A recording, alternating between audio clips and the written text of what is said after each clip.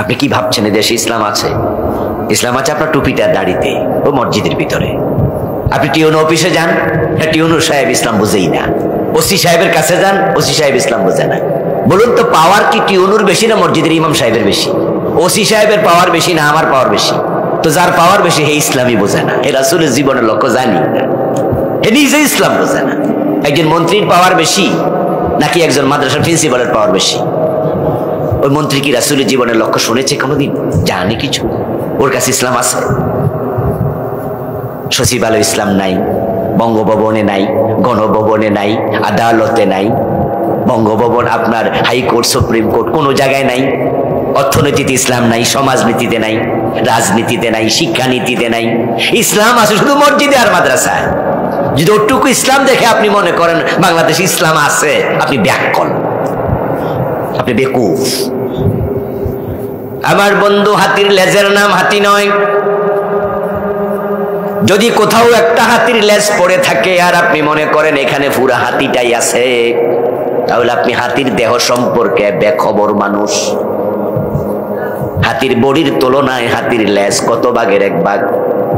এই যারা হাতি দেখছেন তারা কথা কন। হাতির বডির তুলনায় লেজ কত ভাগের এক ভাগ হবে? যদি হাতির গোস্ত 100 ভাগ করেন আর লেজ এক পাশে দেন, তাহলে ওই 100 ভাগের এক ভাগে লেজের চেয়ে গোস্ত হবে বেশি। ওই শুধু লেজের নাম যেমন হাতি নয়, মসজিদের 5 ওয়াক্ত নামাজ আর রমজানের রোজা, হজ আর যাকাতের নামও আসল ইসলাম নয়।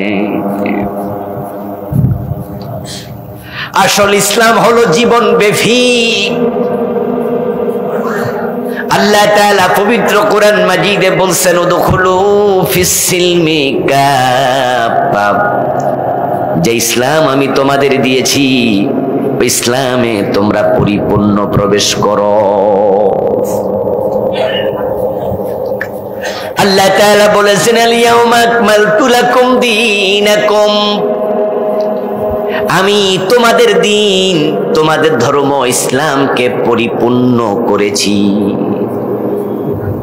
তাই তো ইংরেজিতে আমরা একটি প্রবাদ শিখেছি, এটা জনমুখে এতটাই বা সুর বিখ্যাত, সবাই শুনেছেন, Islam is the complete code of life. Islam হলো পরিপূর্ণ জীবন বিধান। পরিপূর্ণ জীবন, জীবন আছে যেখানে ইসলাম থাকবে সেখানে। কথা ছিল জীবন আছে যেখানে ইসলাম থাকবে সেখানে, অথচ ইসলাম তো কোথাও নাই, শুধু মসজিদে আর মাদ্রাসায়।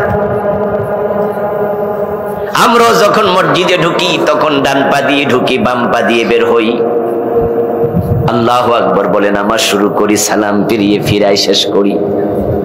মসজিদের ভিতরে যতক্ষণ থাকি ইসলামের বাহিরে চলি না। কিন্তু সেই আমি যখন মসজিদের বাহিরে যাইয়া দোকানদারি করি, তখন দোকানে আর ইসলাম মানি না। আমি ওজনে কম দেই, মালে ভেজাল দেই, 2 নাম্বার মালের 1 নাম্বার কইয়া বেশি, মাথায় টুপি আছে অথচ ওজনে কম দিচ্ছে। যখন মসজিদে আমি গিয়েছি তখন ইসলামের আলোকে আমি নামাজ পড়লাম, কিন্তু সেই আমি যখন আদালতের চেয়ারে বিচারক হয়ে বসে বিচার করলাম, তখন আমি যে আল্লাহ রাসূলের বিধানে নামাজটা পড়লাম, বিচারের রায় দেওয়ার সময় কোরআনের আইনের প্রতি কোনো খেয়াল আর নাই। আপনাদের কাছে আমি প্রশ্ন করব, আল্লাহর কোরআনের মাঝে বিচারের নিয়ম আছে কিনা? এই মাহফিলওয়ালারা, উদ্যোক্তা কারা, এটা কোরআন শরীফ বানান তো। দেখো আমার প্রিয় ভাইয়েরা, ইসলামের মাঝে কেমনে বিচার করতে হবে, ইসলামে বিচার আছে কিনা? আমার রাসূল যখন 10 বছর মদিনা রাষ্ট্র চালাইছে, তখন বিচার করার সময় ইসলাম আর মানে নাই, মন মতো চালাইছে। তো যদি ইসলামে বিচার ব্যবস্থা না থাকতো, রাসূল মদিনা চালাইলো কি দিয়া? হযরত ওমর ফারুক রাদিয়াল্লাহু তাআলা আনহু যখন তিনি অর্ধ পৃথিবীর সম্রাট ছিলেন, খলিফা ছিলেন, অর্ধ দুনিয়া তিনি মন মতো চালাইছে না কোরআন মতো? অর্ধ পৃথিবী করেছো শাসন, ধুলার তখ্তে বসে। খেজুর পাতার প্রাসাদ তোমার বারে বারে গেছে খসে।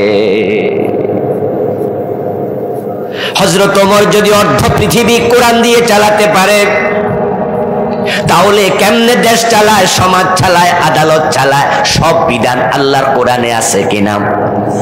তো বাংলাদেশে কোরআন দিয়ে কয়দিন চলছে, কয়দিন আদালত চললো? অথচ মসজিদে ঢুকে হাকিম আল্লাহর আইনে নামাজ পড়ে, কিন্তু আদালতে আল্লাহর আইনে আর বিচার। ও দোস্ত, নামাজি যখন মসজিদে যায় তখন সে আল্লাহকে মানে, রাসূলকে মানে, কিন্তু এই নামাজি যখন সোনালী ব্যাংকে, জনতা ব্যাংকে চাকরিজীবী, জোহর পরে আবার ব্যাংকে বসে, তখন সুদি লেনদেন করে। ইসলামে সুদ জায়েজ না হারাম? তো নামাজি সুদি লেনদেন কেমনে করে? এটা তো হারাম। তার ব্যাংকে ইসলাম কই? ওই যে বলছিলাম নবীজি দুনিয়ায় কেন আসছে, আজকে মুসলমানেরা এটাই তো অনেকে জানেই না, এ নিয়ে ভাবেও না। অথচ আল্লাহ তাআলা কোরআনে 3 সূরাতে বলছে আমার নবী কেন পৃথিবীতে এসেছে, শোনো। তো আজকে আমরা এই বিষয়ে কথা বলবো, শুনবেন তো ইনশাআল্লাহ? কেন শুনবেন? কান সুখ করার জন্য।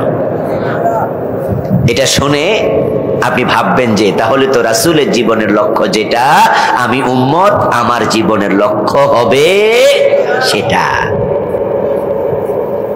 আল্লাহ তাআলা প্রিয় নবীজি সাল্লাল্লাহু আলাইহি ওয়াসাল্লামকে আমাদের সম্মুখে রাখলেন, রেখে আল্লাহ তাআলা আমাদেরকে লক্ষ্য করে বলতে